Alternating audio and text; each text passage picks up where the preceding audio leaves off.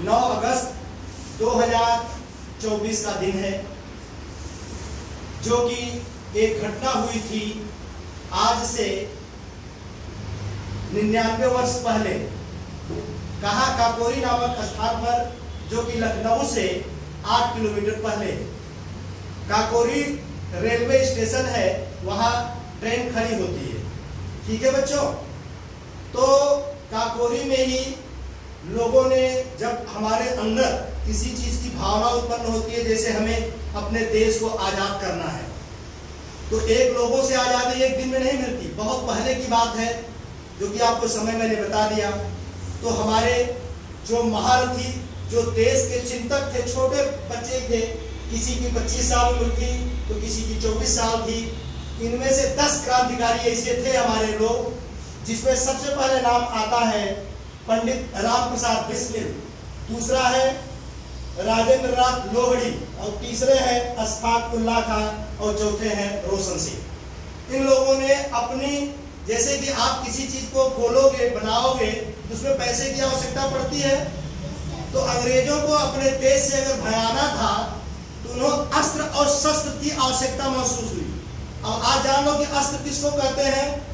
जिस हथियार से फेंक करके हमला किया जाता है उसको अस्त्र कहते हैं, और जिसको हाथ में पकड़ करके किसी दुश्मन पर हमला करने के लिए यूज किया जाता है उसको बोलते हैं शस्त्र। ठीक है, जिसमें गन आती है, आपके जो है पिस्तौल आता है, राइफल आता है, कार्बाइन मशीन गन आता है, ये सारी चीजें जो है हैं। तो हमारे देश को आजाद करने के लिए इन लोगों ने 9 अगस्त सन 1925 ईस्वी में ऐसी भावना को उत्पन्न किया कि हमारा देश आजाद होना चाहिए।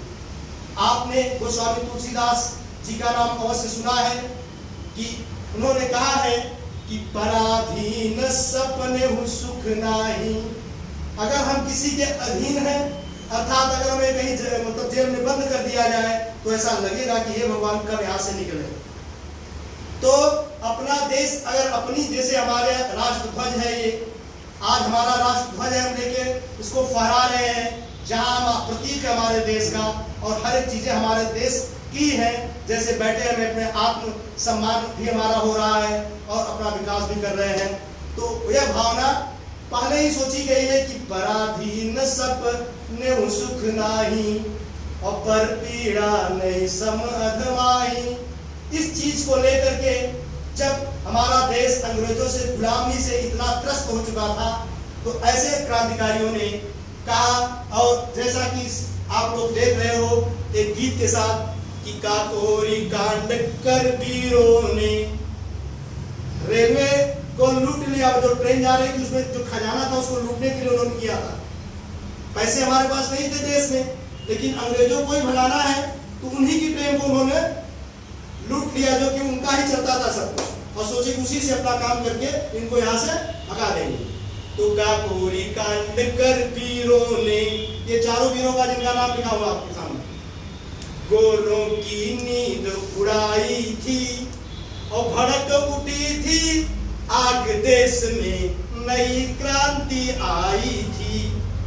क्रांति जब कोई चीज, क्रांति के अंतर्गत वही समय है, धीरे धीरे ऐसा हुआ। सन 15 अगस्त सन 1947 में हमारा देश आजाद हो गया। ठीक है बच्चों,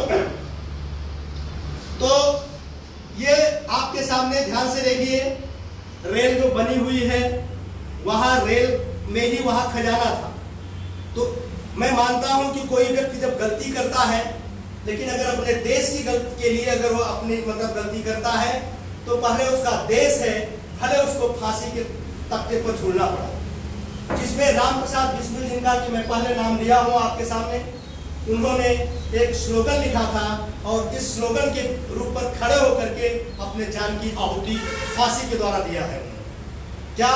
कि सरफिरोशी की तमन्ना अब हमारे दिल में है, देखना है जोर कितना बाजुए का दिल में है। कहने का मतलब आज यही शब्दों को बोलते हुए, यही गीत गाते हुए अपने देश के लिए कुर्बानी कर दिया उन्होंने। ठीक है, और आज उसी का प्रतिफल है कि कि आज हम लोग अपने प्रांगण में अपनी शिक्षा को प्राप्त किए हुए हैं और कर रहे हैं और देश की गौरव को आगे बढ़ाने के लिए संकल्पित हैं।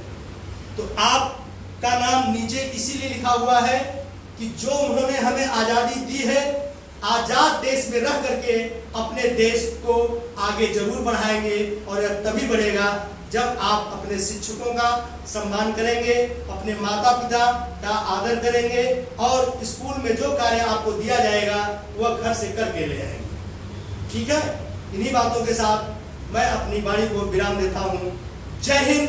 सभी बोलो जय हिंद।